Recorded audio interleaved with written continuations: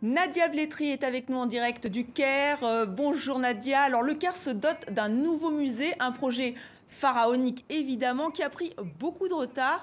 Donc cette fois c'est confirmé, le musée va ouvrir ses portes, mais quand? Alors, a priori, le musée devrait ouvrir ses portes en 2020, plus précisément en avril 2020. C'est en tout cas ce qu'a annoncé le chef de l'État il y a quelques mois. Alors, ce qu'il faut savoir, c'est que ce n'est pas la première annonce de ce type. En fait, on pensait même qu'il ouvrirait à la fin de cette année. On a entendu parler aussi de 2019, mais a priori, là, on nous dit que ce devrait être en 2020. Ce qu'il faut rappeler, c'est que ce projet est ancien. En fait, la première pierre a été posée en 2002, donc sous l'ère d'Hosni Moubarak. Mais entre-temps, les travaux se sont arrêtés. Et c'est véritablement ces dernières années, en fait, que le musée est sorti de terre. Et là, quand on se rend sur le site, on voit vraiment quelle allure va avoir ce futur musée qui devrait donc ouvrir en 2020. Alors ce nouveau musée est présenté comme le Louvre d'Égypte. Alors qu'est-ce qu'on va y retrouver?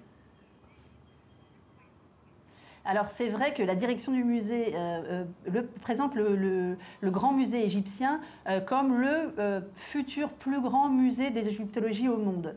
Alors il devrait contenir 100 000 pièces, donc 100 000 œuvres d'art, avec dans la collection phare en fait le trésor de Toutankhamon, qui pour la première fois va être réuni au même endroit et donc accessible aux visiteurs.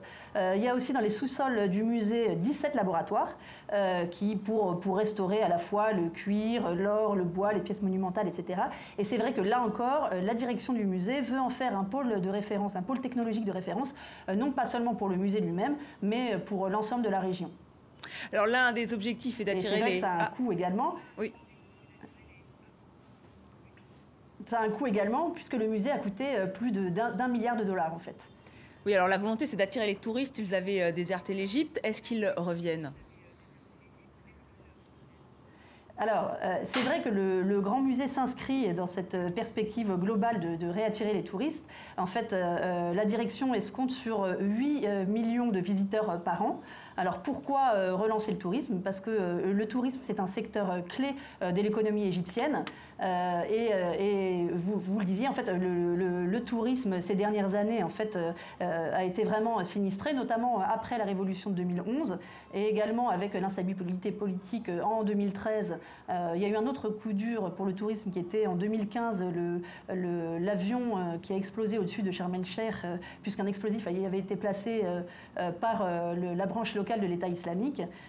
Donc c'est vrai qu'aujourd'hui ça va mieux. Les chiffres de 2017 sont plutôt bons. On a vu arriver 8 millions, un peu plus de 8 millions de visiteurs. En revanche, on est encore loin des chiffres de l'avant-révolution qui étaient autour de 15 millions de visiteurs par an. Merci Nadia Blétry, donc en direct du Caire.